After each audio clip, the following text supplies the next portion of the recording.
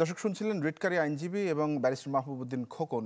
আসলে বিষয়টি নিয়ে একটি জটিলতার সৃষ্টি হচ্ছে। আমরা সরাসরি এই বিষয় নিয়ে কথা বলতে চাই। সহকর্মী মাসুদুর রহমান আমার সঙ্গে যুক্ত হয়েছেন। মাসুদ, যে বিষয়টি জানতে চাও, রিটকারী আইনজীবী এবং ব্যারিস্টার মাহবুবউদ্দিন খোকন দুই রকমের বক্তব্য, আসলে বিষয়টি সহসা সমাধান হবে কিনা? তানভীর, আসলে আপাতত দৃষ্টিতে যেটি মনে হচ্ছে, আজকেই হাইকোর্ট বলেছেন যে আদেশের কপিটি তারা দিয়ে দিবেন। দুই পক্ষকে লিবার্টি দিয়েছেন, তারা যেন উচ্চ আদালতে যেতে পারে এরকম একটি দিয়ে তারা আজকে আদেশটি সাইন করে দিবেন বলেছেন। এক্ষেত্রে আমরা যারা রিট করেছিলেন তাদের সাথে কথা বলেছিলাম। তারা কিছুক্ষণ আগে আমাদেরকে বলছিলেন যে তারা এই রিট খারিজের বিরুদ্ধে তারা উচ্চ আদালতে যাবেন, এবং তারা এও বলেছেন যেহেতু আগামীকাল শুক্রবার এবং শনিবার দুদিন সরকারি ছুটি, এর মধ্যে তারা আজকেই চেষ্টা করবেন রিটটি উচ্চ আদালতে গিয়ে এই আপিলটি করে এটি দ্রুত শুনানির ব্যবস্থা করার জন্য। তবে ইশতিয়াক হোসেনের আইনজীবী ব্যারিস্টার মাহবুবউদ্দিন খোকন যেটি বলছেন যে শপথ পড়াতে যে বাধা নেই, সেটির বিপক্ষে তারা বলেছেন যে যেহেতু তারা উচ্চ আদালতে যাবেন, এই মুহূর্তে শপথ পড়ানো কোনোভাবেই সমীচীন হবে না। স্থানীয় সরকার মন্ত্রণালয় যে বিষয়টি রেখেছেন, এই স্থানীয় সরকার মন্ত্রণালয়কে এই বিষয়ে ব্যবস্থা নেওয়ার জন্য রিটকারী আইনজীবী আবেদন করেছেন। আসলে এখন পর্যন্ত যেটি মনে হচ্ছে যে ইশতিয়াক আহমেদের শপথ না পড়ানোর এবং তাকে যে চ্যালেঞ্জ করা হয়েছিল তার রায়টি, সেটি যেহেতু খারিজ হয়ে গেছে, এটির সর্বশেষ সমাধান আপিল বিভাগে হবে বলেই মনে হচ্ছে আপাতত দৃষ্টিতে। তবে এখন পর্যন্ত ইশতিয়াকের আইনজীবীরা বলছেন তারাও আদেশটি নিয়ে গিয়ে আজকের মধ্যেই তারা এটি স্থানীয় সরকার মন্ত্রণালয়ে জমা দেবেন।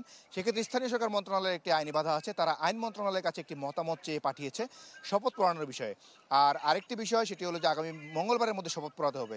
যেহেতু আইন উপদেষ্টা দক্ষিণ আফ্রিকায় আছেন, তিনি শনিবার আসবেন, সেক্ষেত্রে তিনিও একটি মতামত দেবেন যে সেইটি তারা আইন মন্ত্রণালয়কে কী বলা হবে, যে শপথ পড়ানোর বিষয়ে তারা বলবেন না কি না বলবেন, তার মতামতেরও একটি বিষয় এখানে রয়েছে। তো হাইকোর্ট আদেশটা যদি ইশতিয়াকের আইনজীবী নিয়ে যান স্থানীয় সরকার মন্ত্রণালয়ে, রিটকারীরা তাদের পক্ষ থেকে একটি আবেদন নিয়ে যাবেন যে তারা আপিল করেছেন। সেক্ষেত্রে স্থানীয় সরকার মন্ত্রণালয়ের কাছে এটি একটি দ্বিধার বিষয় হয়ে যাবে। উচ্চ আদালত নিষ্পত্তির আগ পর্যন্ত তারা এটি শপথ পড়াবেন কি পড়াবেন না, সেক্ষেত্রে আরও 2-1 দিন হয়তো আমাদেরকে এটি অপেক্ষা করতে হবে। তানভীর। জি মাসুদ, ধন্যবাদ আপনাকে আমাদের সঙ্গে যুক্ত হওয়ার জন্য। দর্শক, সহকর্মী মাসুদুর রহমান বেশ কিছু আইনি জটিলতার কথা বলছিলেন এবং বেশ কিছু আইনি ধারার কথা বলছিলেন। আমাদের আরেক সহকর্মী জুমাতুল বিদা এই মুহূর্তে রয়েছেন কাকরাইল মোড়ে। সরাসরি যাব তার কাছে। বিদা, নিশ্চয়ই শুনতে পাচ্ছেন আপনি আমাকে? সবশেষ যে পরিস্থিতিটি আমরা দেখেছি, এই রায়ের ঘোষণা করার পর, হাইকোর্টের আদেশের পর তারা উল্লাস প্রকাশ করেছেন, সব মিলে এখন তারা কি বলছেন? QCY Melomax Pro ANC on সব নয়েজ গন।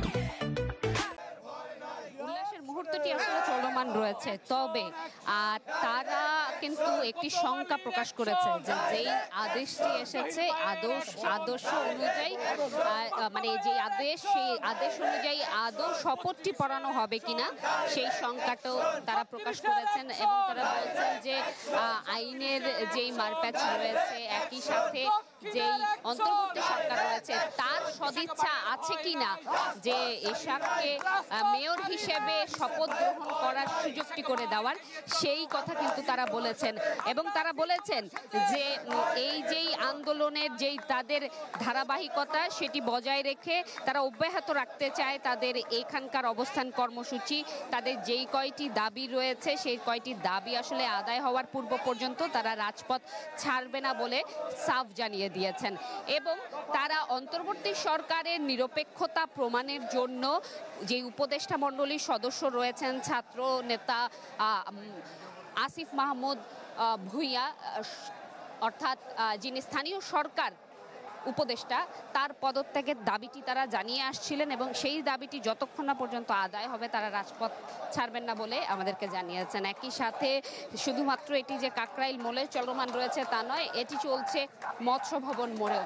তাই সেই মৎস্য ভবন মোড়ে যে নেতাকর্মীরা রয়েছে তারাও কিন্তু উচ্ছ্বাসে ভেসেছেন যতটুকু আমরা জানতে পেরেছি, এবং তারা আসলে এখন সিদ্ধান্ত নেবে তাদের পরবর্তী কর্মসূচিটুকু কি হবে। এবং এই যেই শপথ প্রক্রিয়া এবং যেই যৌক্তিক দাবির কথা তারা বলছেন যে একটি মহল আসলে চান না যে ব্যক্তি ইশরাক দক্ষিণ সিটি কর্পোরেশনের দায়িত্ব নিয়ে একটি নিরপেক্ষ অবস্থান গড়ে তোলে, তার কারণে সেই মহলটিকে তারা রুখে দিতে চায়। এবং বলেছেন যে যেই জাতীয় নির্বাচন রয়েছে তার পূর্বে এই ধরনের যে হস্তক্ষেপ এবং এই ধরনের কর্মকাণ্ড তাদেরকে হতাশ করে, তাদেরকে পুনরায় রাজপথে আন্দোলনের জন্য আসলে প্রেরণাও যোগায় তারা বলেছেন, এবং যতক্ষণ না পর্যন্ত দাবিগুলো আদায় হবে তারা কিন্তু সাফ জানিয়ে দিয়েছেন তারা রাজপথে অবস্থান করবেন। এই ছিল আমার কাছে এখান থেকে সর্বশেষ। বিদা, ধন্যবাদ আপনাকে আমাদের সঙ্গে যুক্ত হওয়ার জন্য। সহকর্মী জুমাতুল বিদা জানাচ্ছিলেন কাকরাইল থেকে।